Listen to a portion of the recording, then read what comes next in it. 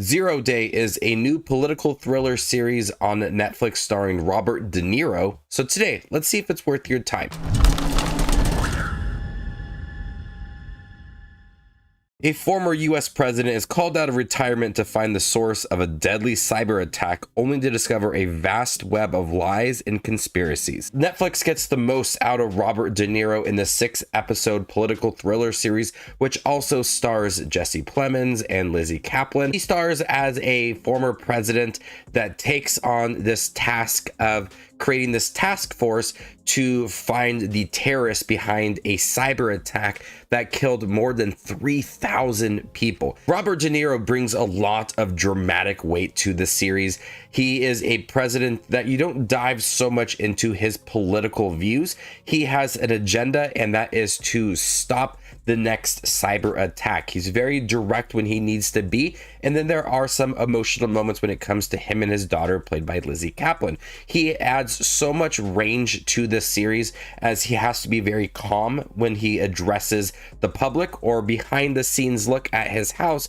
There are more that dramatic weight to the series, and Robert De Niro is spectacular within the series. And as we gear up towards the last episode, learning everything behind the cyber attack, he brings out this more emotional performance, and it is so good within the series. But not to be overlooked, Jesse Plemons and Lizzie Kaplan, who also provide a lot within this series.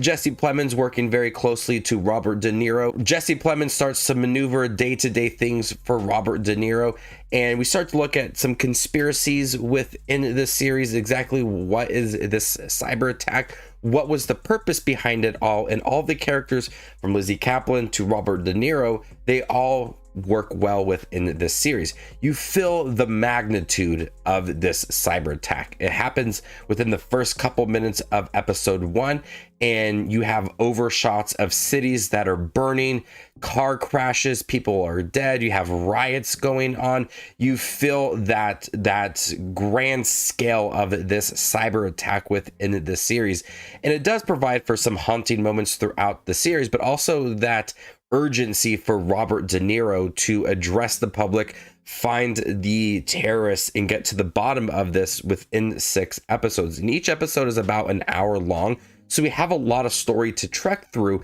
but it's always intense. It's always urgent. When there is downtime, it serves a purpose to move these characters forward and build on the terrorist attack and the former president and his relationship with his daughter and Jesse Plemons as well. So even when there is moments that feel like they are downtime, it is serving the grander scale of the show.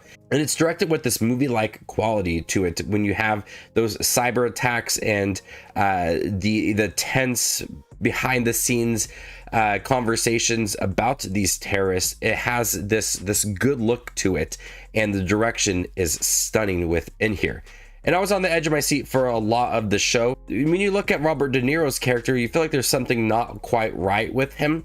And you start to learn more about these cyber attacks, and it's always adding something new, and it's really catching you off guard. The pacing moves fast throughout, but there is a lot of gripping scenes when you start to unveil exactly what's happened with this cyber attack and the whole agenda behind it all. It just adds more intensity as the series goes along. I was never bored with it. I was always interested where these characters were going to go and who was behind this cyber attack. Real quick, if you're interested in checking out Zero Day, make sure to give this video a thumbs up. And if you have seen the series, comment down below with your overall thoughts on the show. And if you'd like to see more exclusive content from me in 2025, consider joining my channel as a member. And there you can unlock exclusive movie reviews and ranking videos. Zero Day was quite gripping.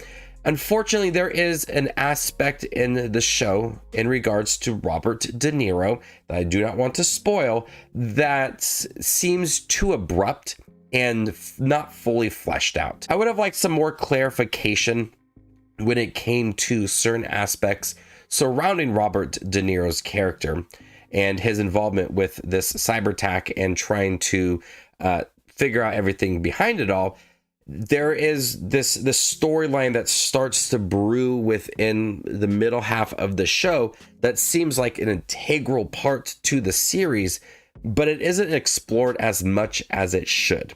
and I thought it was quite gripping, a bombshell for the show, but they just didn't do much with it. And I think they could have added so much more to the show, maybe even having it be 7 episodes to just kind of experience it all and that dramatic weight to it, because it's there. A lot of those storylines with Lizzie Kaplan and Jesse Plemons work so well within it, and Robert De Niro is really good, but there's just the certain aspect I think that could have been just expanded on a little more. But nonetheless, I do think 0 Day is one of the best shows I've seen this year.